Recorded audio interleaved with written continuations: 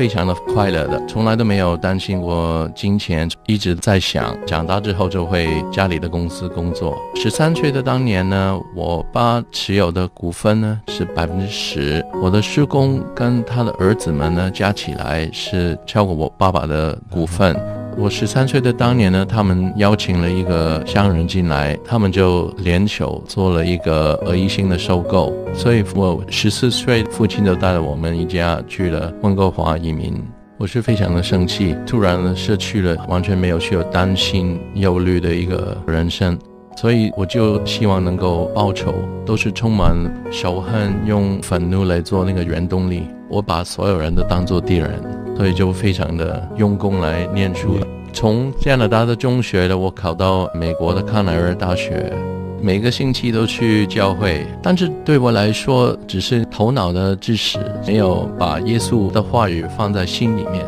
2003年的时候，我在一家瑞士的投资银行里面工作，本来有机会升到商务董事的职位，但是最后呢就泡汤了。同时候呢，跟一位女生差不多到了订婚的阶段，她突然跟我提出分手，没特别的理由。2件事情是同一个星期里面发生的，当时候都不懂得去祷告，就是跟朋友去喝酒啊，麻醉自己。2002年的时候呢，我就参加了崇拜的教会，叫香港灵和堂。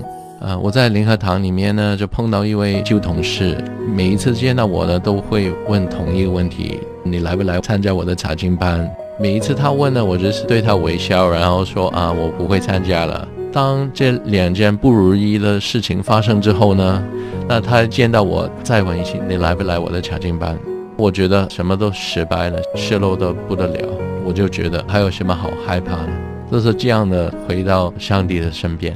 神教导我对金钱的功课呢，一开始的时候都是来自马拉基书第3章第10节开始11奉献，再从尼迦书学习到需要施怜悯，所以也有在教会里面有弟兄他们接了高利贷，都帮助了他们。尼迦书第6章第8节，我们需要存谦卑的心与神同行。都是在这个时候，我就发现我跟上帝有一个拆账的情况，100元的收入10元给上帝，那个90元呢，我就当作是我的，是用我的能力来赚的。当时候是这样的错误的想法，因为圣经里面最多的承诺呢，都是神会供应给我们。他是耶和华以勒，他是供应的神。如果我是用这样的姿态来跟他对立的话，10%是你的，90%是我的，我不需要你的帮助，我不需要你的供应的神，非常的不聪明。每一次上帝要求我拿钱出来做他的事工的时候呢，他每一次都会补充我的资源。我奉献的原因都是来自我希望顺服上帝的话。金钱我现在的看法呢，就是我只是一个管家，我所有拥有的一切都是神给我的。诗篇第24章第1节呢，地和其中所充满的世界和住在其间的都属耶和华。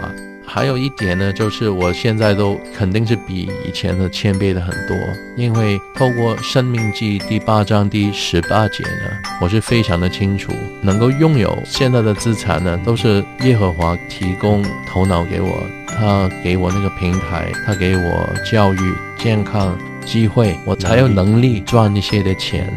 我非常的相信耶和华就是我的供应的神。